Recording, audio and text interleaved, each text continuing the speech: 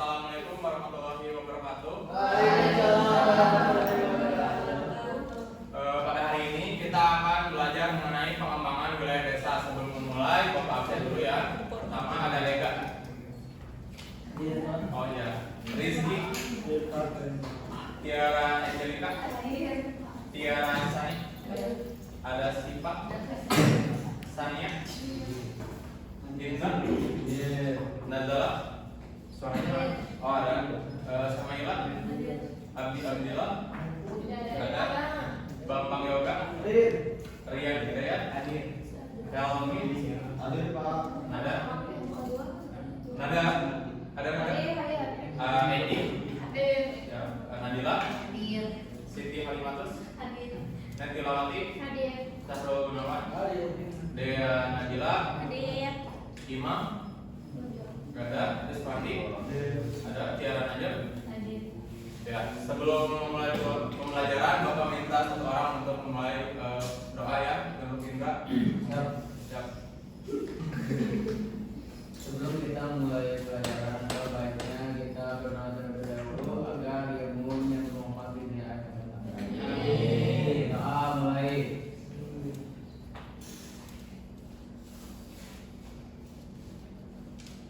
Sudah selesai.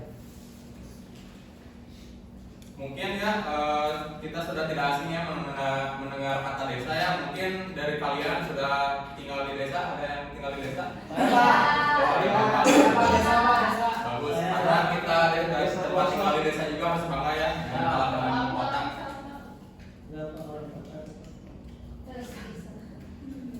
Di penjaranya Pak. Di sini ada pengertian desa dan perdesaan. Salah ini ya, perdesaannya belum dihapus.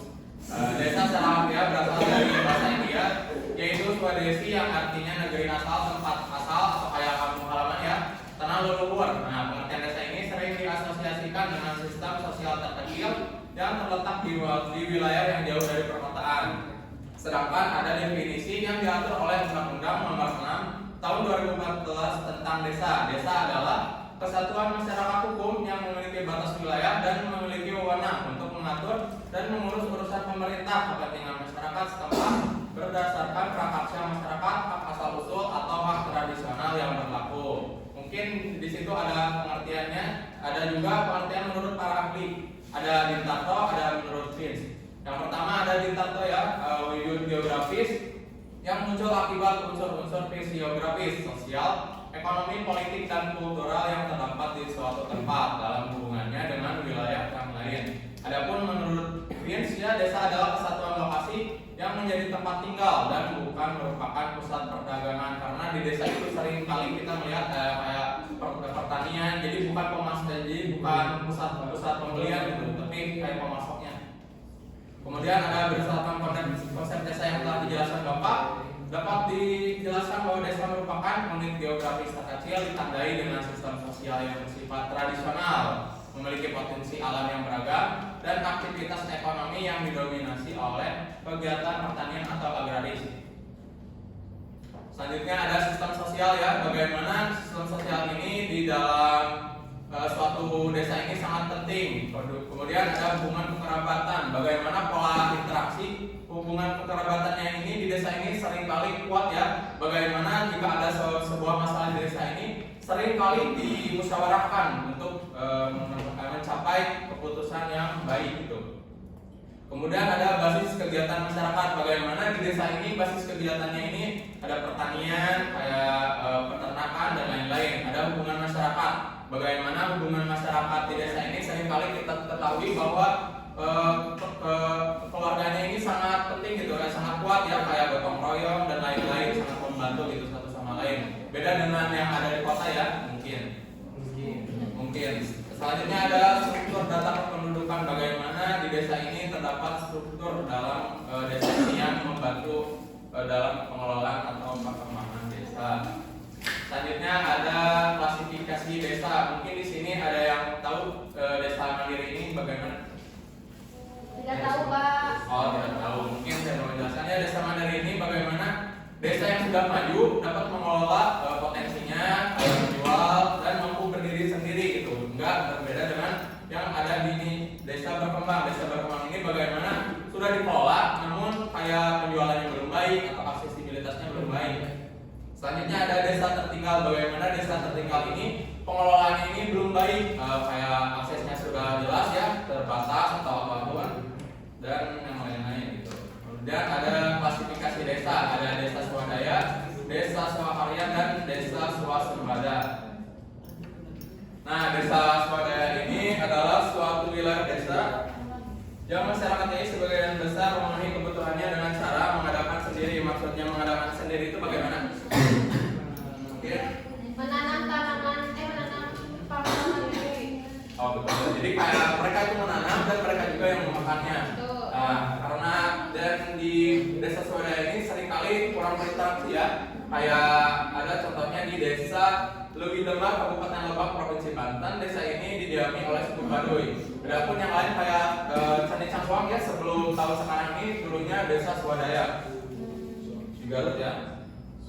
Kemudian ada desa swakarya. Desa swakarya suatu wilayah desa yang sudah lebih maju dibandingkan swadaya. Jadi merupakan ada transisi ya. Dibandingkan yang tadi swadaya, masyarakatnya sudah mampu menjual kelebihan. Nah, Candi Cangkuang juga termasuk swakarya karena mereka dulunya swadaya yang jarang berinteraksi, sekarang ada lebih luas gitu mata pencahariannya, sudah menjual kayak padi ataupun yang lain. Nah, terdapat masih banyak desa yang termasuk kategori swakarya.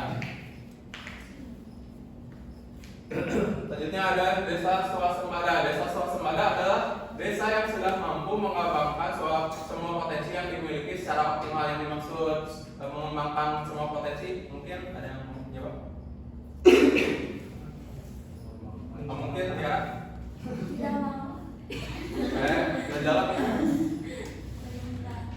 Tuh, mungkin belajar lagi ya. Lain dengan kemampuan masyarakat untuk mengarahkan interaksi. Jadi kayak semua potensi ini sudah maksimal ya, dari pengelolaannya, dari masyarakatnya sudah baik, dan kayak jual belinya sudah baik gitu. Jadi interaksinya semua stakeholdernya ini sudah baik, jadi mampu mengembangkan jadi desa swasembada. Contohnya ada di desa swasembada yang berada di Kecamatan Wajak, Kabupaten Malang. Nah, di sini itu kayak jadi ada perdagangan hewan dan sapi ya, yang sudah memakai teknologi yang terbaru gitu untuk mengembangkan wilayah swasembada ini.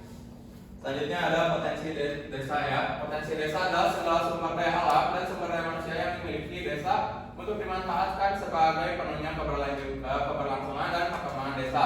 Potensi juga dapat diartikan sebagai keseluruhan sumber daya yang dimiliki oleh desa dan dapat digunakan untuk berbagai kepentingan seperti pemecahan masalah, pembangunan desa. Potensi desa meliputi 3 ya. Ada lingkungan fisik, bagaimana lingkungan fisik ini sangat penting dalam potensi desa karena mendukung dari pengelolaan atau manfaat atau potensi dari desa itu sendiri.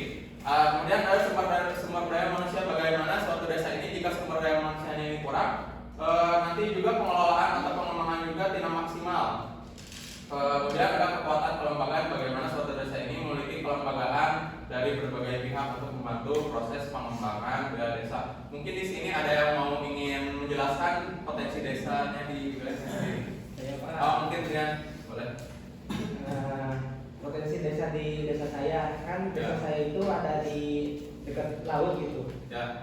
Jadi potensi desanya itu ikannya itu banyak gitu. Serta ada potensi pantainya di sana. Ya. Jadi banyak wisatawan yang datang ke sana gitu. Mungkin bisa jelaskan tadi lingkungan fisiknya pantai, sumber daya manusia dari pengelolaannya udah baik tuh. Alhamdulillah baik. Oh, alhamdulillah. Dan kekuatan lembaganya gimana? Kayak jual belinya udah terstruktur atau masih sendiri-sendiri? Kalau itu kurang tahu Pak. Oh ya, mungkin nanti bisa kalau pulangnya bisa dicari. Ini mau jawab. Kemudian ada 3 klasifikasi potensi desa. Ada yang pertama desa potensi tinggi. Jika kita lihat dari pertanian, kondisi lahan pertaniannya subur, fasilitas irigasinya juga bagus, dan sumber daya manusianya juga yang produktif. Nah, jadi desa potensi ini sudah mencukupi semuanya ya, sudah baik dari segala aspek, dari sumber daya manusia, fasilitas, ataupun yang lain-lain. Kemudian ada desa potensi sedang. Bagaimana kondisi lahan pertanian ini kurang subur, memiliki sebagian irigasi teknis yang kurang baik, dan topografinya itu wilayah yang tidak merata kayak bukit-bukit ataupun jadi menghambat dari proses pengembangan pertanian atau desa ya. Selanjutnya ada desa potensi rendah. Bagaimana lahan pertanian ini tidak subur, topografinya berbukit, sumber air sulit diperoleh, dan pertanian ini cenderung bergantung pada curah hujan. Jadi desa potensi rendah ini bagaimana ya dasarnya? Kayak sudah hancur tapi bisa dilanjutkan. Kayak potensinya sudah nggak ada, nah tapi insya Allah bisa lah kalau semua stakeholdernya bekerja sama. Kemudian ada permasalahan desa, kita sudah jelas ya bahwa kita sering kali mendengar desa itu kayak otomatis langsung tingkatnya miskin gitu. Maaf ya, bukan karena kayak banyak ya pola pikir yang kalau di desa itu katanya tuh kayak nggak punya uang, padahal juragannya banyak gitu. Kemiskinan ini diakibatkan dari kayak lahan pekerjaannya sedikit, mungkin stuck ya di kayak di pertanian saja. Kemudian bagaimana mungkin aksesnya itu sulit ya ke pendidikan atau jauh dari pusat perkotaan mungkin. Selanjutnya ada kondisi desa tertinggal, bagaimana desa ini dari awal sudah tertinggal karena potensinya nggak ada, aksesnya juga sulit ya seperti yang tadi dijelaskan, dan mungkin dari pemangku kebijakan di desanya juga kurang baik. Selanjutnya ada minimnya tenaga kerja potensial. Mungkin di sini yang menjelaskan kenapa bisa ada masalah ini. Tidak ada. Mungkin dari sini. Oh, Helmi silakan. Ya boleh. Minimnya tenaga kerja potensial gitu, karena kan tadi itu Bagaimana belum benar? karena kan tadi gitu adanya kemiskinan, Ya. minimnya lahan, Ya. terbatasnya pengetahuan karena aksesibilitas. Ya. Nah, makanya orang-orang di desa ini gitu nggak berpotensi, sebenarnya berpotensi tapi karena misalkan melihat aksesibilitas yang Ya. sulit, jadi mereka malas aktivitas. Kalau dikaitkan dengan sering orang desa sering ke kota, bagaimana? Nah, kalau terkait hal itu tanya kepada kepala desanya, Pak. Oh, jadi gimana tuh? Kalau pengertian Helmi, kenapa misal kalau tinggal di desa, kenapa ingin ke kota mungkin gitu? Nah, itu kalau misalkan kenapa ingin ke kota, nggak boleh. Asli ya? Kayak gini ya, karena potensi di desa itu kayak pekerjaannya itu kayak apa ya, gajinya itu kecil, jadi banyak orang di desa itu ingin mengadu nasib untuk misalnya mengumrohkan ibunya, Ingin menaikkan derajat. mungkin ingin menaikkan derajat orang tua, mungkin ingin ke bioskop dan lain-lain. Oh iya, yang tradisional ya. Selanjutnya ada prinsip pengelolaan ada 4 ya, di bagaimana ada akuntabilitas, artinya pengelolaan kegiatan harus dapat dipertanggungjawabkan kepada masyarakat. Jadi dalam sebuah pembangunan desa ini harus ada akuntabilitas. Jadi dalam pengelolaan ini jika ada salah, hal itu harus dipertanggungjawabkan karena mereka itu sudah berdiskusi dari awal dalam pembangunan desa ini. Kemudian ada transparansi, bagaimana pengelolaan pembangunan desa ini harus dilakukan secara terbuka dan diketahui oleh masyarakat. Mungkin ada yang tahu kenapa harus transparansi? Biar jelas mungkin untuk menghindari apa? Mungkin Korupsi. Nah, itu paling penting ya, karena di desa ini kayak minimnya pengawasan, seringkali banyak pegawai pemerintahan ini korupsi ya. Betul, Pak, betul. Nah, itu karena masyarakat desa ini kayak pendidikannya kecil, jadi mereka tidak tahu cara melawannya. Ya. Tidak punya backingan. Kemudian ada partisipatif, artinya keikutsertaan dan keterlibatan masyarakat ini secara aktif dalam proses pembangunan. Jadi dalam pembangunan desa ini harus ada partisipasi dari setiap warganya. Jadi bagaimana pembangunan desa ini jika tidak ada masyarakat yang ikut kerjasama ini, jadi kayak sia-sia gitu pembangunan desa itu, karena tidak ada kerjasama dari antara satu dengan yang lainnya. Selanjutnya ada keberlanjutan, bagaimana pengelolaan pembangunan desa ini dapat memberikan manfaat kepada masyarakat secara berkelanjutan. Yang dimaksud secara berkelanjutan ini bagaimana? Pajangan. Nah, mungkin ada lagi. Memberikan dampak yang baik untuk masa depan. Nah, kan seringkali ya dalam pengelolaan kayak pertanian atau dan lain juga, seringkali banyak yang kurang edukasi dan kayak ingin cepat tumbuh atau pakai kimia, dan kita juga dalam pengelolaannya harus memikirkan aspek lingkungan ya agar keberlanjutan ini dapat sampai di generasi yang akan datang. Selanjutnya ada dinamikanya antara pembangunan desa. Nah, pembangunan wilayah desa ini merupakan proses yang berperan penting dalam pelaksanaan pembangunan nasional. Jadi pembangunan wilayah desa ini sangat penting ya dalam pembangunan nasional. Yang dimaksud nasional ini bagaimana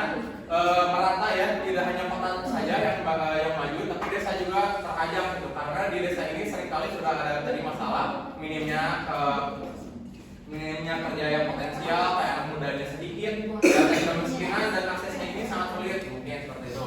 Nah, pembangunan desa ini telah diamanatkan dalam rencana pembangunan jangka menengah atau RPJMN. Nah, ke depan dokumen strategis yang menjadi acuan resmi rencana pembangunan pemerintah daerah dan pemangku kepentingan dan lainnya dalam melaksanakan pembangunan. Mungkin pematerian setelah selesai ya dari Bapak. Oke, ada dua pertanyaan ya. Jika soalnya itu seperti ini.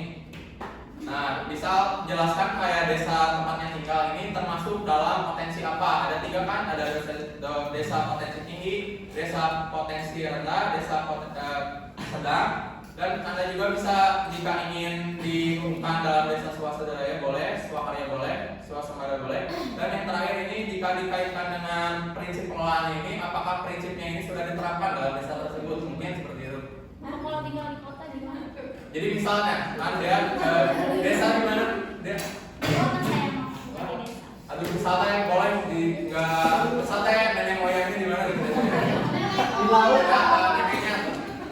Nenek moyangnya di mana? Jadi boleh keluarga itu saudara juga boleh di desanya. Di desa Singapura ya? Ya, wisata yang masuknya kemana gitu? Desa ada dan desa swadaya, desa swasembada. Bisa juga dikaitkan dengan potensinya tinggi atau sedang atau rendah. Jadi bisa dikaitkan kan ada 6 tadi desanya. Jadi boleh pilih satu terkait. Jadi masuknya apa gitu desa tersebut. Terus jika nanti lihat dirinya apakah sudah sesuai prinsip pengelolaan desanya. Mungkin tertentu. Biar rasanya boleh pusing. Oh, jalan tadi ngacung. Boleh. Aku Pak. Aku Pak. Boleh kan?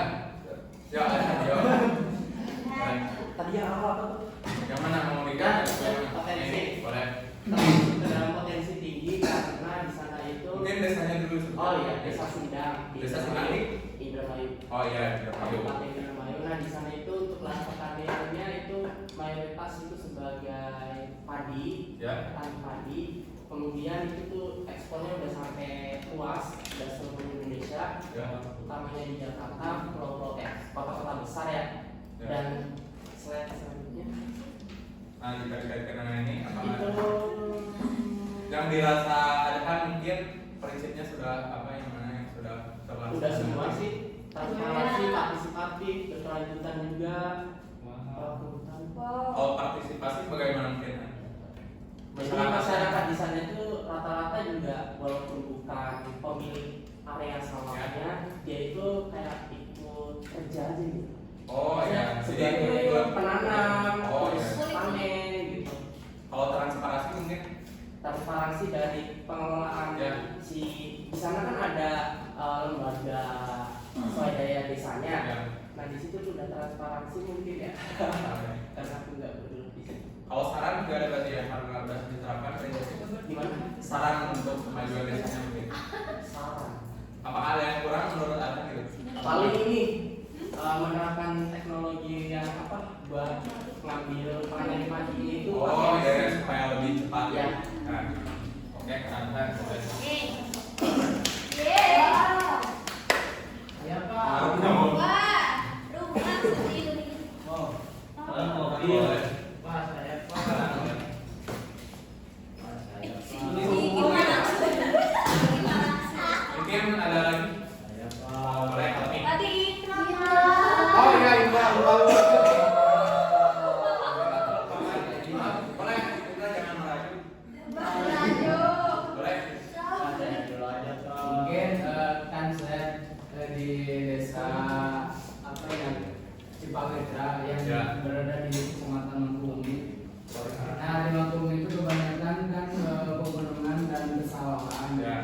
Mungkin desa saya potensinya tinggi terkait dengan kesuburannya, terus fasilitas irigasi dan sumber daya manusianya produktif. Gitu. Kalau dikaitkan dengan ini gimana? Sudah diterapkan? Ya bisa jadi partisipasinya bagus gitu terkait dengan sama seperti Kang Adan ya. Ya. Masyarakat desa itu ya lebih ke ikut serta meskipun ada beberapa yang mau dibayar gitu terkait dengan apa kalau misalnya bahasa aku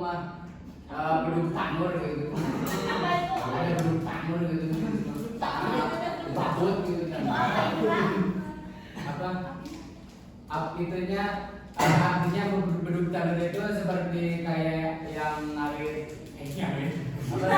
Ya, terus nanam si padi itu gitu. Oh ya, ya mulai Indra. Oh siap. Yeay. Makasih Pak. Mungkin karena sudah waktu mau istirahat ya, kita selesaikan